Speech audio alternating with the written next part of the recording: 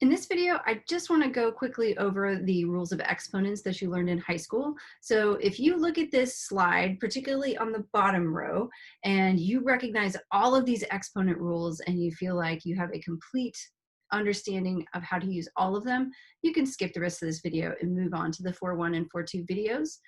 If not, hang out and we'll just kind of review what these exponents rules are all about. All right, so the first two rules at the top tell us when to add exponents and when to multiply them.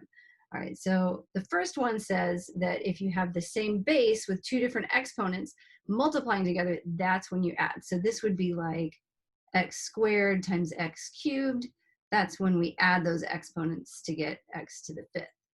All right, so the second rule tells you when to multiply. This is when you have an exponent raised to an exponent. So this would be x squared quantity cubed. That's when you multiply them and make them x to the sixth. All right, when you've got the same base in a fraction, that's when you subtract exponents.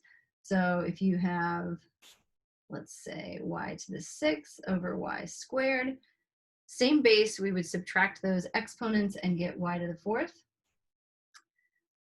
Exponents distribute over multiplication and division. They don't distribute over addition and subtraction, but they do distribute over multiplication and division.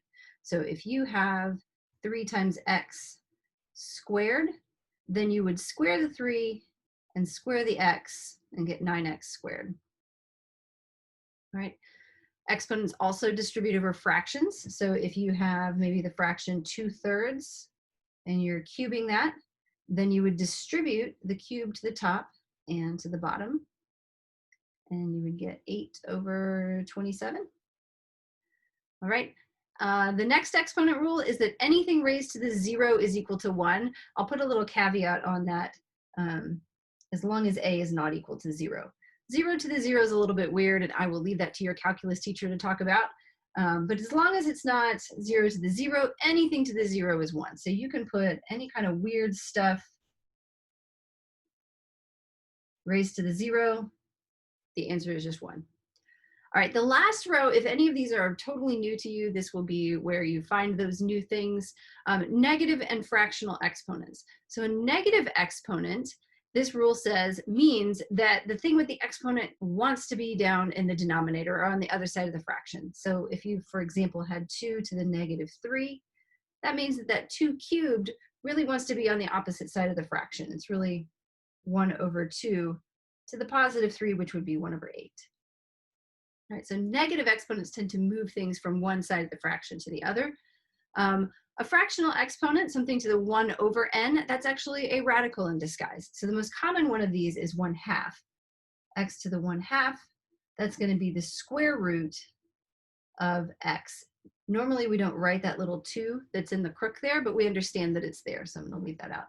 Likewise, if I have, y to the 1/3, that's really a cube root of y.